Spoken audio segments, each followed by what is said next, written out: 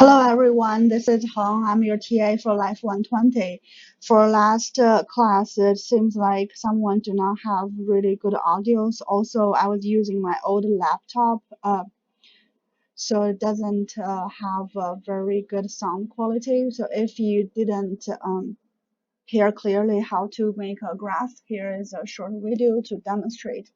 Basically, you guys did an experiment of throwing paper balls into bins from different distance to test the effect of distance on the shooting accuracy, right? So here's someone's data.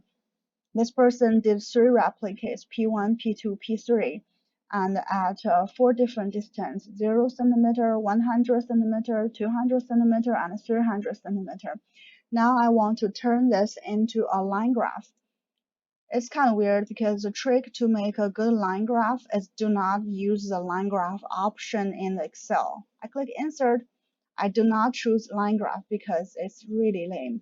I go to use the scatter plot and choose that the scatter plot that connects the dots together. But this also looks ridiculous, right? It seems like it puts the distance on the y-axis and the shooting accuracy on the x-axis. Traditionally, we like the independent variable to be on the x-axis. So what to do?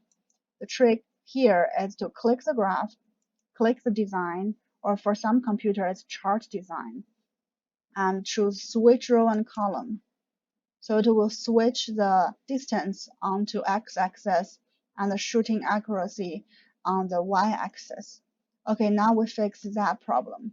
But for people who do not know what we're doing without chart title, it's really hard for them to figure out what the heck's going on.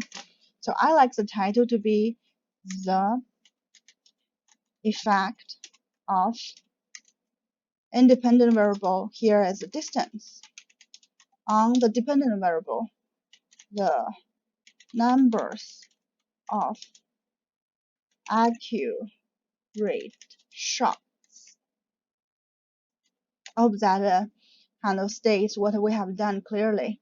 Okay, now we're going to add titles for x-axis and y-axis. Otherwise, people do not know what are they. The x-axis is distance, right? Do not forget to do the units, which is centimeter. For the y-axis, we do the number of accurate shots. Right here, after labeling that, it's more clearly, right? Now what bothers me is in the legend it shows series 1, series 2, series 3. People do not know who they are. Now I click the graph. I want to change the legend, right? I again click design and go to select data. Now I can change the series names. P1, added P2, okay, added P3. Here we go. Now we change the legend too.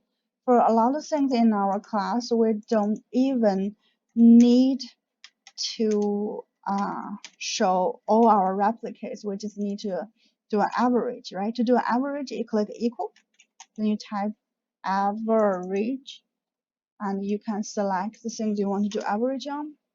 It will calculate average for you. Then you drag, do the same thing for the rest of it. Okay, the average may look ridiculous because no individual can make 9.33 shots, but since it's average, people will understand. Now again, we do insert, scatter plot, and go connect the dots. The next step we're going to do is going to change the chart title, label the x-axis and the y-axis, right? Then we're going to have a pretty clear graph. And if I can figure this out, it's very easy for you guys. So I hope this video helps you get perfect score for your graphs for the rest of the semester. Bye.